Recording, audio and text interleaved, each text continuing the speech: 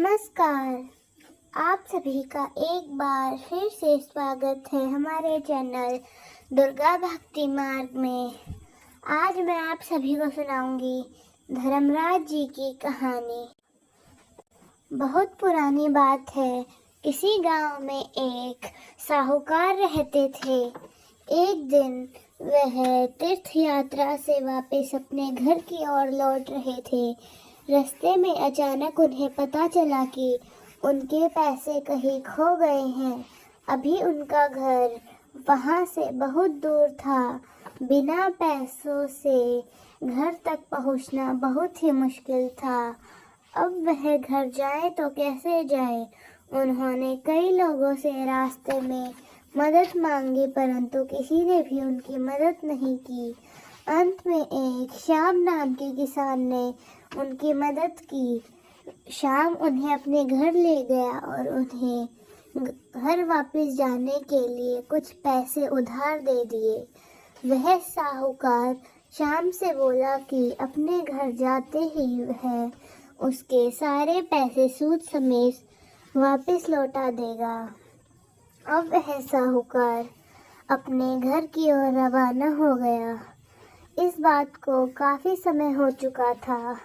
अब श्याम भी उन पैसों को भूल गया था और साहूकार भी पैसों लौटाना भूल चुका था। एक दिन श्याम अपने खेत जोतने के लिए एक जोड़ी बैल खरीद कर लाया। उन बैलों को लाते ही श्याम के घर में खुशियां छा गई। वह बैलों से अपने खेत जोतता और उनके खेतों में बहुत अच्छी फसल होने लगी। लेकिन यह खुशियां बहुत समय तक नहीं चली। एक दिन खेत जोतते समय श्याम का एक बैल मूर्छित होकर गिर पड़ा और उसकी अचानक से मृत्यु हो गई। अब श्याम उस बैल की जगह दूसरा बैल खरीदने का जुगाड़ करने लगा। उसने एक नया बैल खरीदा, लेकिन इस जोड़ी में वह पहले वाली बात नहीं रही। नया बैल पुराने बैल की तुलना से ज्यादा जवान था। पुराना बैल धीरे धीरे बूढ़ा होने लगा। कमजोरी से वह खेत भी अच्छे से नहीं जोत पाता था। धीरे धीरे बीमार पड़ गया। इसी बीच एक दिन एक आदमी श्याम के घर आया और बोला, भैया, क्या तुम्हारा नाम श्याम है? श्याम बोला, हाँ, मैं ही श्याम हूँ। फिर वह व्यक्ति बोला, क्या काफी समय पहले किसी मुसाफिर ने तुमसे पैसे उधार लिए थे? तो श्याम को याद आया और वह बोला, हाँ, लिए थे, लेकिन मैं तो भूल ही गया था। तीर्थ यात्रा से लौटते समय एक साहूकार के पैसे कहीं खो गए थे। उन्हें मेरी मदद की जरूरत थी, इसलिए मैंने उनकी मदद करी। तब वह व्यक्ति बोला, मैं उसी यात्री का बेटा हूँ। तीर्थ यात्रा से लौटने के बाद मेरे पिताजी की मृत्यु हो गई। मृत्यु के समय वह कुछ कहने की कोशिश कर रहे थे, परंतु कुछ नहीं कह पाए। तो श्याम ने पूछा, तुम्हें यह उधार की बात किससे पता चली?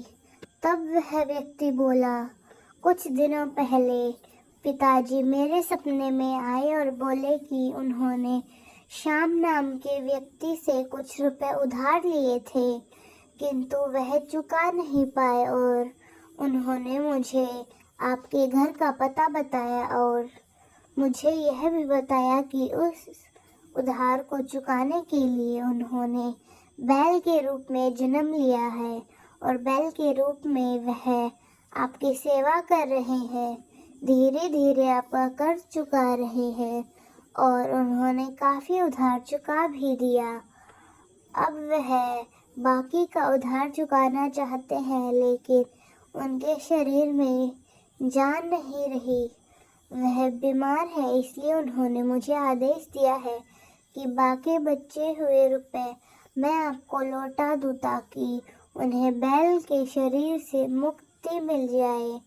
ऐसा कहकर वह व्यक्ति शाम को बाकी बचे हुए रुपए लौटा कर चला गया। जैसे ही श्याम ने वह रुपए लिए, शाम के बीमार बैल ने आखिरी सांस ली और साहूकार को कर्ज से मुक्ति मिल गई।